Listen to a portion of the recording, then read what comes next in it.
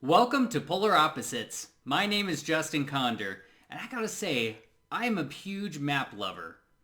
I'm that one guy who is super nerdy, who comes up to you one day and says, "Oh my gosh, did you see this map? There's like 4,000 Walmarts. Who knew?"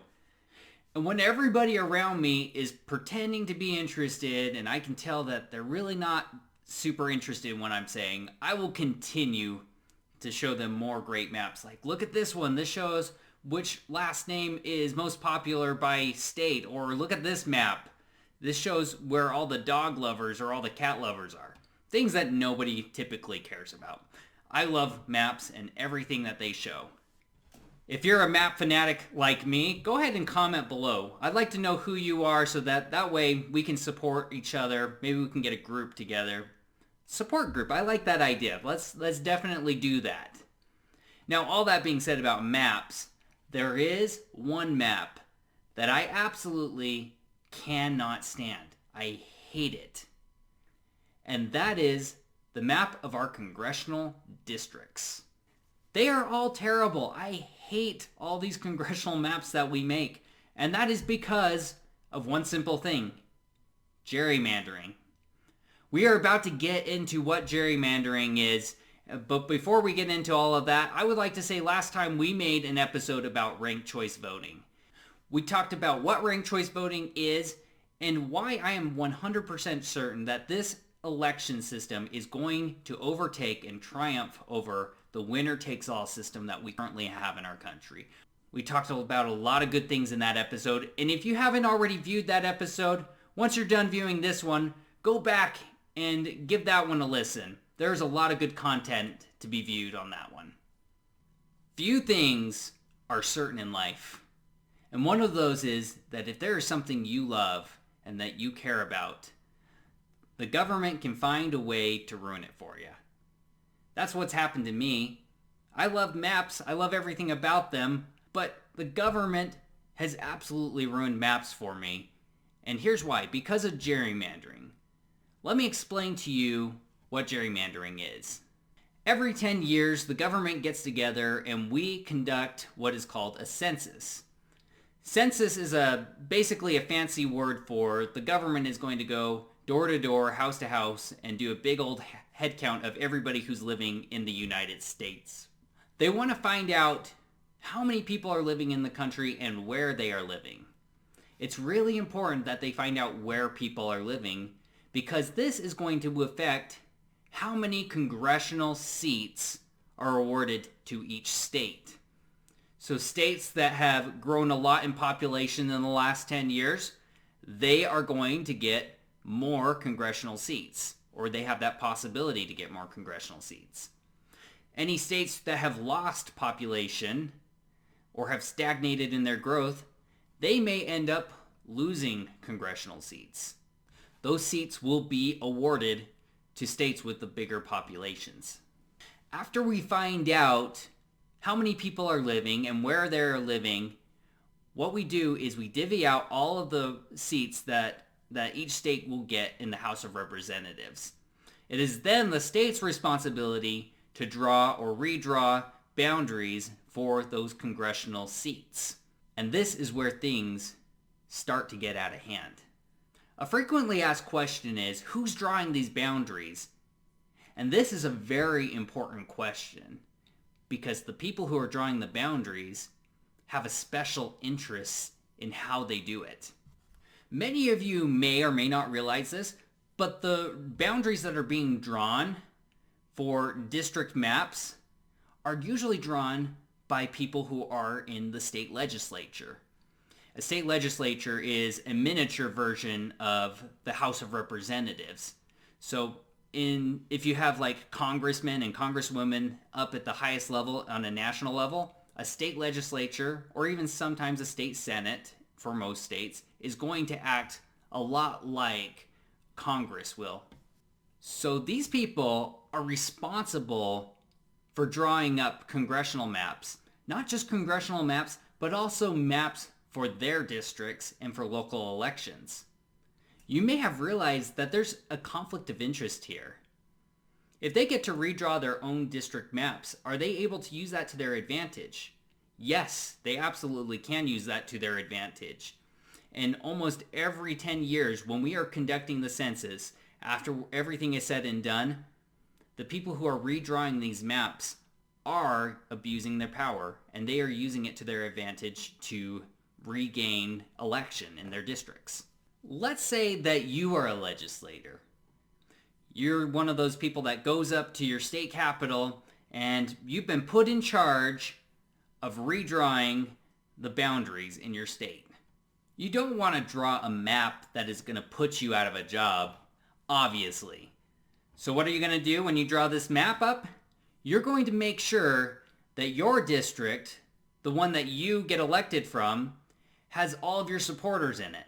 You want to put as many of your supporters in that district as you possibly can, so that way, when it comes to elections again, you will get your job back. Now let's just say, for the sake of argument, you've drawn up this beautiful map and it's really nice for your district and you know you're going to have your job absolutely for sure. Then your buddy who lives in the district right next to you, same party, same interests, and you guys are really close, is taking a look at this map and going, hey, wait a minute.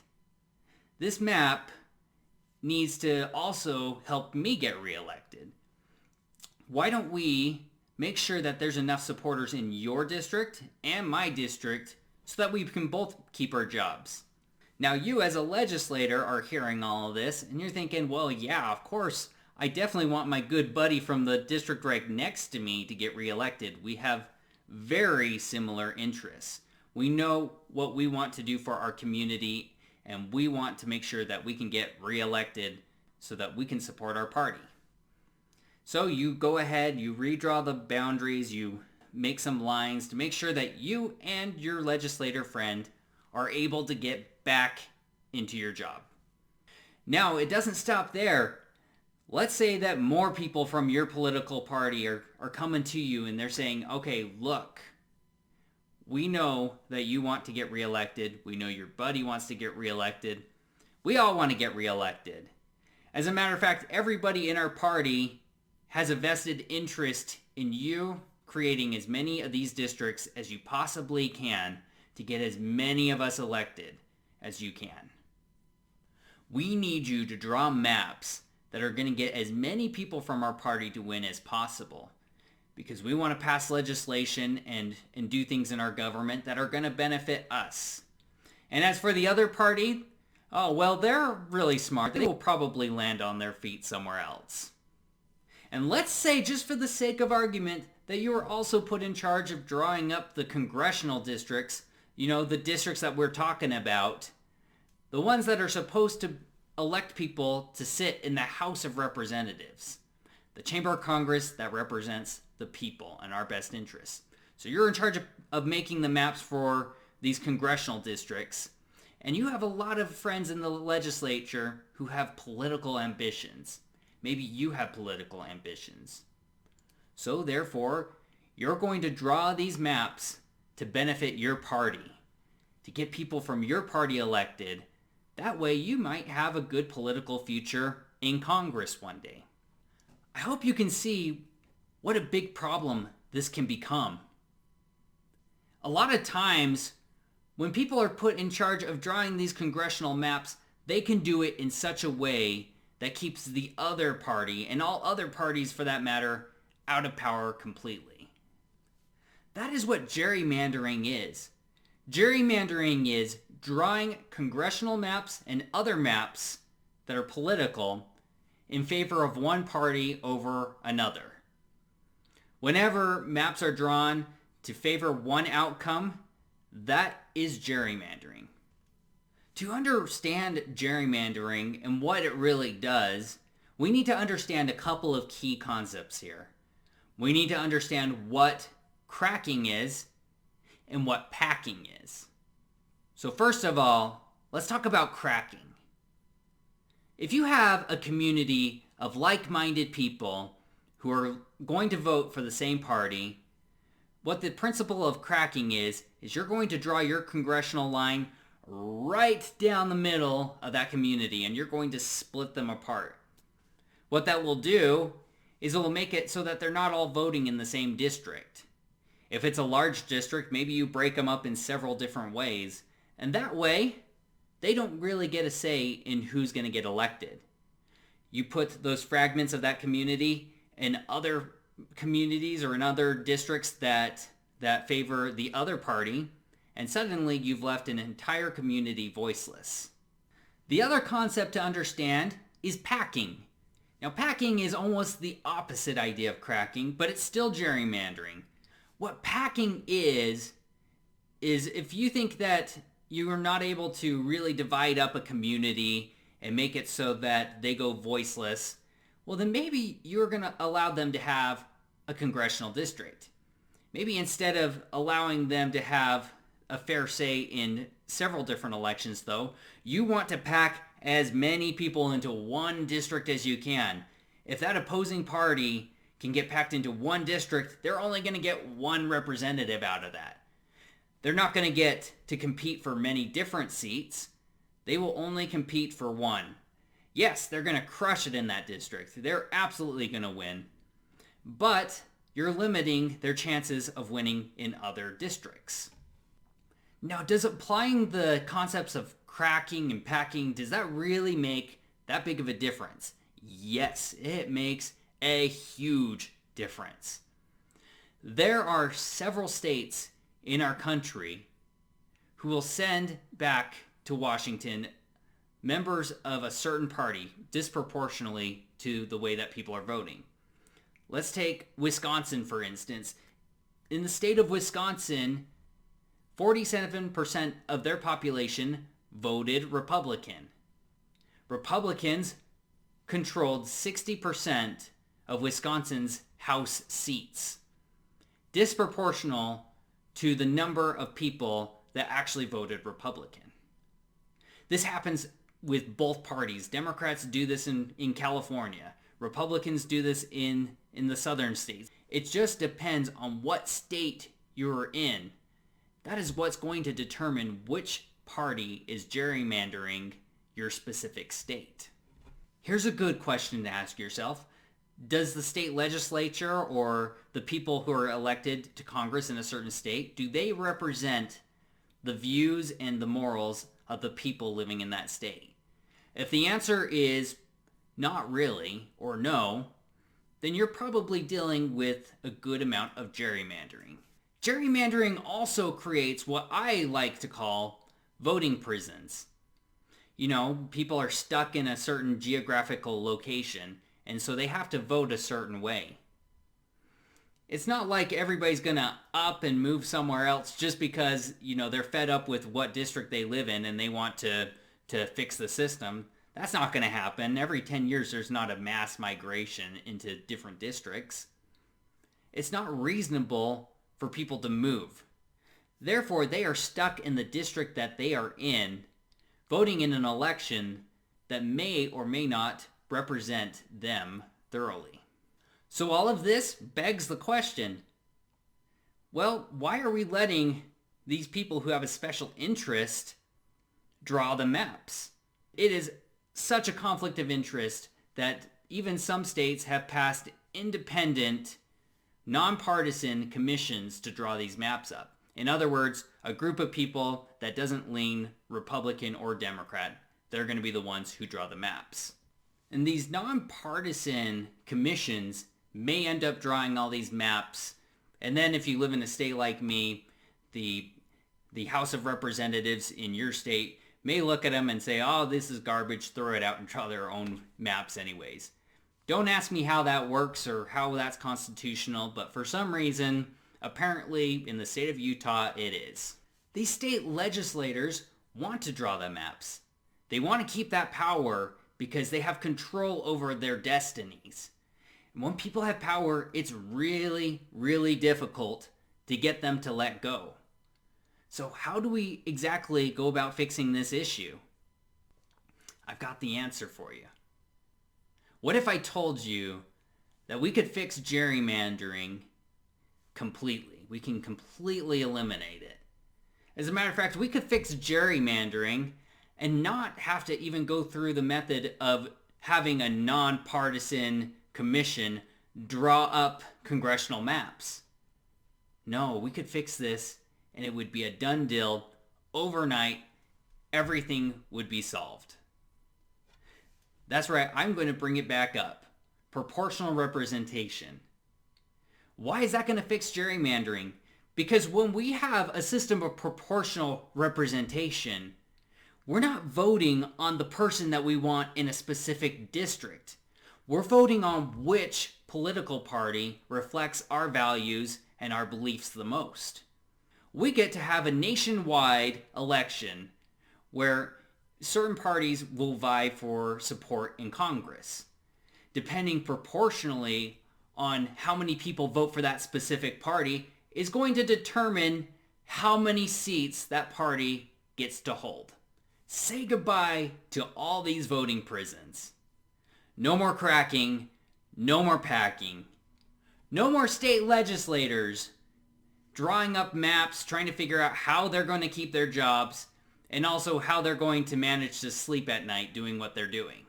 Implementing proportional representation would 100% take care of gerrymandering. No questions asked. It would be very difficult to get proportional representation to become a thing.